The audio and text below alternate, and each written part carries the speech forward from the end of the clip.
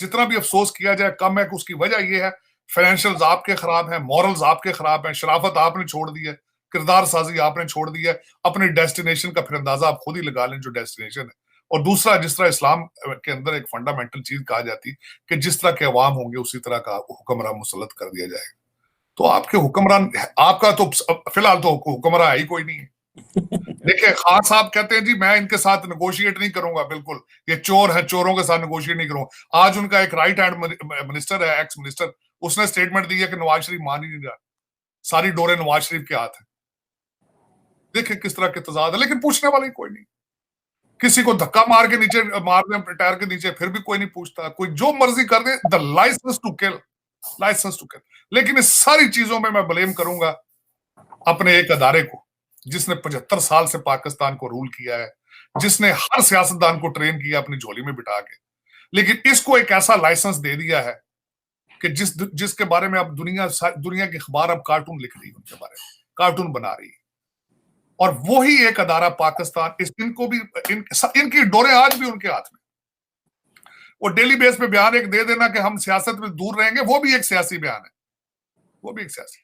अब वो कहते हैं it's too late now, it's too late, you have created a master. अब वो अब जिन बोतल से बाहर आ चुका है वो ऐसे अब वापस नहीं जाएगा।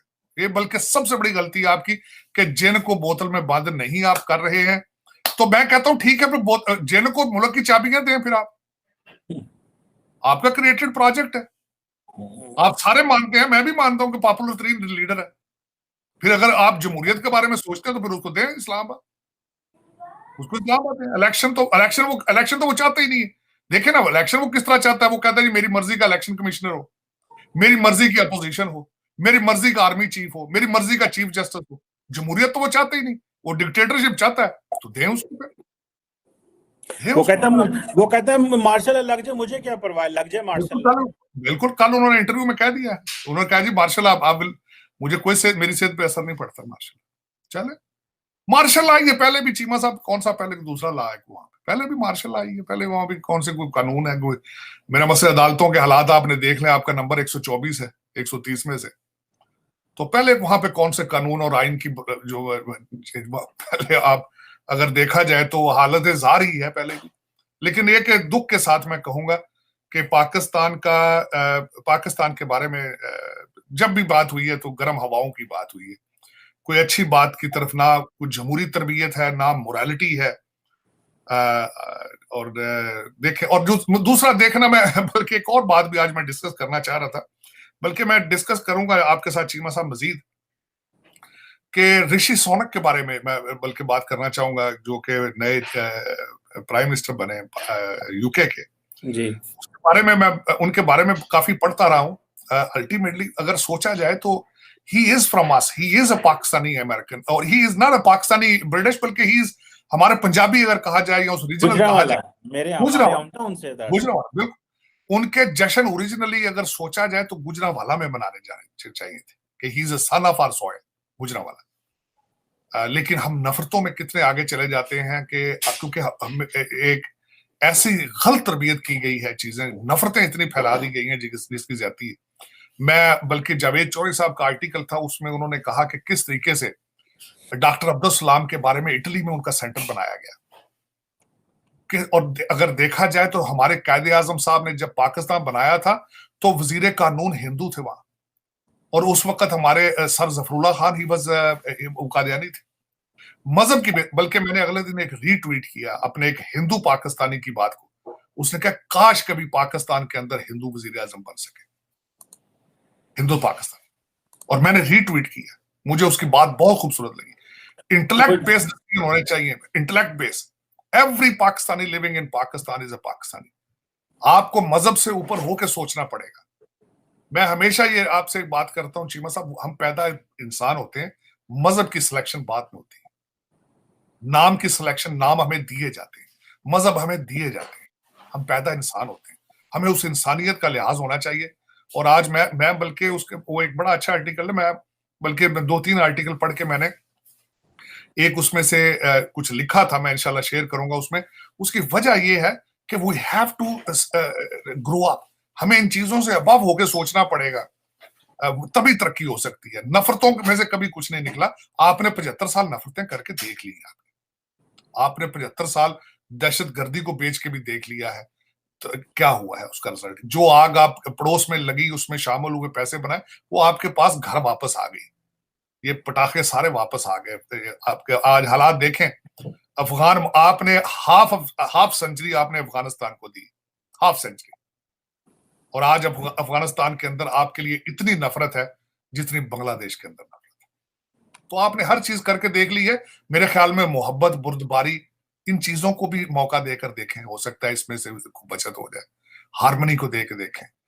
हर वक्त तोड़ फोड़ का रिजल्ट जो है ना, वो इसी तरह, जिस तरह आपने पिछली हाफ सेंचुरी अफगानिस्तान को तजर्बा किया, मेरे ख्याल में इस दफा आपको चाहिए कि आप टेबल के ऊपर बैठ के मोहब्बत प्यार से देखें, ट्राई तो करें। क्या क्या मेरे ख्याल में we need to think about it seriously। बिल्कुल सही कह रहे हैं आप तर साहब। आपने ये कहा ना कि ये अफगानिस्तान को हमने 50 साल दे दिए, बल्कि मैं देख रहा था DGISI ने भी, ये किसी ने सवाल किया तो उन्होंने कहा जो हमने गलतियां की हैं वो अपने खून से हम ठीक कर रहे हैं, अपना खून दे के। तो इस तरह कौमें गलतियां जो होती हैं, फिर कौमों को, नस्लों को खून देना पड़ता है, जो हम दे रहे हैं। तर साहब ये बताइएगा कि इमरान, आप कहते हैं इमरान खान को इस्लामाबाद की कुंजियां दे दें, लेकिन आज US स्टेट डिपार्टमेंट ने कहा है कि ये जो बंदा, उन सवाल किया उनसे कि इमरान खान जो है वो आपके बारे में कह रहे हैं कि मुझे अमेरिका ने निकाला है, तो वो US स्टेट डिपार्टमेंट ने कहा कि हम डिसइंफॉर्मेशन का मुकाबला इंफॉर्मेशन से करेंगे। तो आप क्या समझते हैं कि ना चीन इनके साथ काम करने को तैयार है, ना बरतानिया काम करने को तैयार है, पूरा यूरोप अमेरिका इनके साथ काम करने को तैयार नहीं, तो ये आ जाएंगे? तो ये तार साहब हमारे पास क्या सोल्यूशन है? पहले तो फौजी पकड़ते थे इनकी उंगली और ले जाते थे किसी मुल्क में, अरब वर्ल्ड में, और वहां से चीजें जो है ले आते थे। अगले दिन ख्वाजा आसफ कह रहे थे कि हम अभी सऊदी अरब होके आए हैं, तो जो आपकी तारीफें हमने सुनी है कि जो आप तंग करते रहे मोहम्मद बिन सलमान को और जिस तरह उनको डिसऑनर करते रहे हैं, तो दुनिया तो हमसे इनसे डील करने को तैयार नहीं है इमरान खान की। तो आगे पॉपुलिस्ट लीडर आ गया तो हमारी कौन सुनेगा तार साहब? चीमा साहब, मसला ये नहीं है। मसला ये है कि जो इनके ब्लंडर हैं वो बड़ी खूबसूरती से उन्होंने छुपा ली है। अब मैं एक आर्टिकल पढ़ रहा था। उन्होंने कहा कि PTI के लौंडे लपाड़े और नून लीग के बाब वर्सेस नून लीग के बाबे। नून लीग इस वक्त सबसे बड़ी बात, नून लीग की सबसे यंगेस्ट औरत है मरियम नवाज, और वो भी नानी भी है, दादी भी है। उनके नून लीग वाले अभी तक अखबार पर बैठे हैं और इधर से वार चल रही है ट्विटर के ऊपर। बाबा ये भी 70 साल का बच्चा ये भी नहीं है, लेकिन देखें ना जिस तरह की तकरीरें करता है। कल फिर कंटेनर पे 70 साल के बाबे ने जिस तरीके से बिलावल भुट्टो की नकलें उतारी हैं, ये कोई मैच्योर आदमी करता है? अब मैं जो उसमें बात करना चाहूंगा चीमा साहब, बात ये है कि पहले भी जहां जाता था गंद करके आता था, बाजवा साहब जाके मिन्नतें करके हालात ठीक करके आते थे। ये घड़ियां बेच के आता था, टर्की में जाके मोहम्मद बिन सलमान को गालियां देता था, फिर मलेशिया में आके यू टर्न ले लेता था। सी पैक इसने बंद करा दी थी, बाइडन कॉल नहीं करता था। पहले भी हालात सख्त खराब थे इसके, लेकिन बात यह है कि इसने बड़ी खूबसूरती के साथ इसने थिएटर अपना बना लिया ना। इसने थिएटर की बुनियाद रख दी है। बच्चियों के डांस कराए जो इसने, वो उस पर बड़ी कौम ने उसको पसंद किया है। तो उस जो 3.5 साल उस्मान बुजदार, मैडम फरा, गुजर साहब, सारा कुछ उसने कवर कर दिया, वो छुपा दिया ना, उसने नीचे कर दिया। और दूसरा, मैंने कल भी फिर मुझे किसी दोस्त ने भेजा है कि खातून ने जिस तरह कहा था कि इस सदी का पैगंबर जो है इमरान खान। अब पैगंबरों के मुकाबले आप किस तरह करेंगे? दूसरी पार्टी पैगंबरों के मुकाबले स्टैब्लिशमेंट कर सकती है आपकी?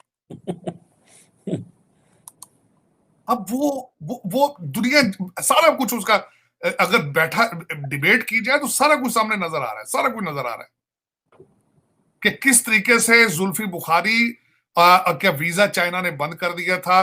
दूसरा जो टेलीकम्युनिकेशन मिनिस्टर था उसको वीजा नहीं दिया गया। सी पैक किस तरह रैप अप किया गया, किस तरीके से सारा कुछ। मेरा मकसद है उनको पता ही नहीं है फॉरेन पॉलिसी क्या है।